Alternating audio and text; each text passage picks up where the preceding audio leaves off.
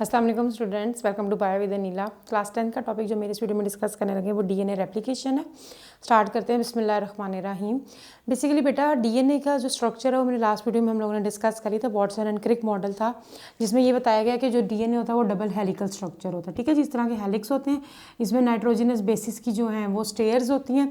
आप in last video में जाकर ये देख सकते हैं। ठीक है, तो डीएनए रेप्लिकेशन का मतलब है कि डीएनए डिवाइड कैसे करता है। डीएनए रेप्लिकेशन के 3 नाम हैं, डीएनए रेप्लिकेशन, डीएनए की डिवीजन या डीएनए की रेप्लिकेशन को कहा जाता है semi conservative. DNA replication is also known as semi conservative replication या डिवीजन। अब what is the meaning of semi conservative? Semi mean half and conserve mean to save करना। हाफ सेफ का मतलब है कंजर्व करना, किसी चीज़ को सेव करना। तो बेसिकली बेटा क्या चीज़ हाफ सेव हो रही है? डीएनए रेप्लिकेशन के दौरान जो पेरेंट डीएनए है उसकी आधी जो इन्फॉर्मेशन है वो सेफ रहती है और आधा जो है वो न्यू स्ट्रैंड बनता है। अब डीएनए रेप्लिकेशन का प्रोसेस होता किस तरीके से है? सबसे पहले तो जो ये डीएनए डबल हेलिकल स्ट्रक्चर है ये अपने आप को अनवाइंड करता है। ओके, बेसिकली पहले बेटा आप लोगों को ये पता होना चाहिए कि ये एक सेल है, सेल के अंदर न्यूक्लियस है और न्यूक्लियस के अंदर क्रोमोसोम्स है। ठीक है जी, क्रोमोसोम्स होते हैं वो डीएनए और हिस्टोन प्रोटीन से मिलके बने हुए होते हैं। तो जब सेल डिवाइड कर रहा होता है तब ये क्रोमोसोम्स अपीयर होते हैं और डीएनए भी जो है वो उस टाइम पे जो होता है वो क्या करता है?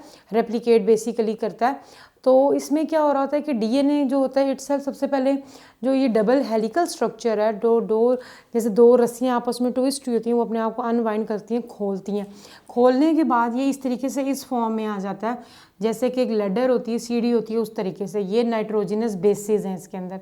उसके बाद बेसिकली बेटा ये नाइट्रोजनस बेसिस के अंदर जो हाइड्रोजन बॉन्ड्स होते हैं हम लोग पढ़ चुके हैं कि एडेनिन अगर नाइट्रोजन बेस है तो इसके ऑपोजिट थायामीन होगा और उसके बीच में डबल हाइड्रोजन बॉन्ड होगा।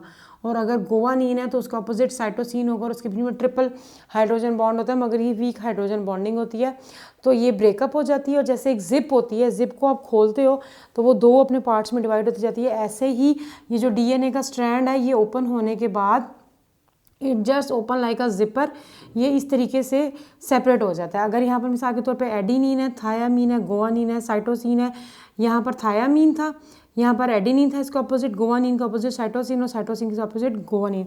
ये पेरेंटल स्ट्रैंड है, हमारे पास पेरेंट स्ट्रैंड है जो कि ओपन हो रहा है। यहाँ पर इसके ऑपोजिट नया स्ट्रैंड आके एक अटैच हो जाएगा, नई न्यूक्लियोटाइड्स आती जाएंगी और इधर अटैच हो जाएंगी और इसके ऑपोजिट एक और नए न्यूक्लियोटाइड्स जो हैं वो अटैच होती जाएंगी। तो इस तरीके से एक ये स्ट्रैंड बन जाएगा और एक ये स्ट्रैंड बन जाएगा। जैसे कि हमारे पास क्या हो रहा है, ये देखिए ना, ये जब ओपन होकर इस तरीके से डीएनए स्ट्रैंड अलग-अलग हो रहे हैं तो यहाँ पर की जो बेसिस है उसके ऑपोजिट यहाँ पर एक स्ट्रैंड आ जाएगा, बन जाएगा, और इधर की जो बेसिस थी उनके ऑपोजिट यहाँ पर एक स्ट्रैंड बनता जाएगा। तो इस तरीके से ये 2 स्ट्रैंड्स होते हैं वो बनते जाते हैं, फिर डिटैच होकर अलग होते जाते हैं और सेल के न्यूक्लियस के अंदर ही जो होता है वो फ्लोट कर रहे होते हैं। तो हमारे पास इस तरीके से जो 2 स्ट्रैंड्स हैं वो बन जाते हैं, डीएनए रेप्लिकेट होता है। और ये जो होता है ये पेरेंटल स्ट्रैंड होता है और ये जो नया होता है इसको डॉटर स्ट्रैंड कहा जाता है। नया जो है ये बेसिकली बन रहा है। जो पेरेंटल स्ट्रैंड है उसका दूसरा नाम है टेम्पलेट, इसको टेम्पलेट भी कहा जाता है। क्या कहा जाता है? टेम्पलेट कहा जाता है। और ये जो डॉटर स्ट्रैंड बनता है इसका दूसरा नाम कॉम्प्लीमेंट्री है, इसको कॉम्प्लीमेंट्री स्ट्रैंड भी कहा जाता है। वैसे तो आपकी बुक में मेंशन ही टेम्पलेट स्ट्रैंड मेंशन है। तो जो पेरेंटल स्ट्रैंड होता है उसको टेम्पलेट स्ट्रैंड कहते हैं, जो डॉटर स्ट्रैंड होता है उसको कॉम्प्लीमेंट्री स्ट्रैंड कहा जाता है। और इस तरीके से नए जो होते हैं वो डीएनए के स्ट्रैंड ऐसे बनते जाते हैं। इतना ईजी प्रोसेस नहीं है, ये काफ़ी कॉम्प्लेक्स प्रोसेस होता है। जब फर्स्ट या सेकेंड ईयर में आप देखोगे, अगर आप लोगों ने बायो रखी तो आप लोग देखोगे कि ये देखने में बहुत ईजी है मगर इतना ईजी नहीं होता। तो ये वैसे हमारे पास डीएनए की रेप्लिकेशन है, सेमी कंजर्वेटिव है। हाफ इसमें पेरेंटल इन्फॉर्मेशन और हाफ जो है वो न्यू स्ट्रैंड बन रहा है। यही वजह होती है कि बच्चे आपकी कुछ खसूसियात अपने वालिदैन से मिलती है मगर अपने भी उनके फीचर्स होते हैं। अब हम लोग बेसिकली अगर मैं अपने फादर या मदर से रिजेंबल कर रही हूँ तो 100% तो नहीं ना रिजेंबल करी कि बिल्कुल ही उन जैसी हूँ, थोड़ा बहुत फ़र्क है। वो यही वजह है कि मेरा अपना ओन डीएनए भी जो है वो उसमें शामिल है। कुछ उनकी इन्फॉर्मेशन आई है, कुछ मेरी इन्फॉर्मेशन जो न्यू बनी है। तो इस तरीके से जो होता है डीएनए रेप्लिकेशन होती है।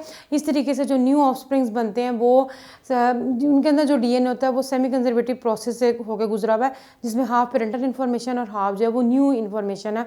हम नेक्स्ट वीडियो में इंशाल्लाह ताला देखेंगे मज़ीद डीएनए और जीन्स के बारे में। आई होप कि आप लोगों को आज का टॉपिक समझ आ गया होगा। नेक्स्ट वीडियो तक के लिए अल्लाह हाफिज़, दुआ में याद रखिएगा।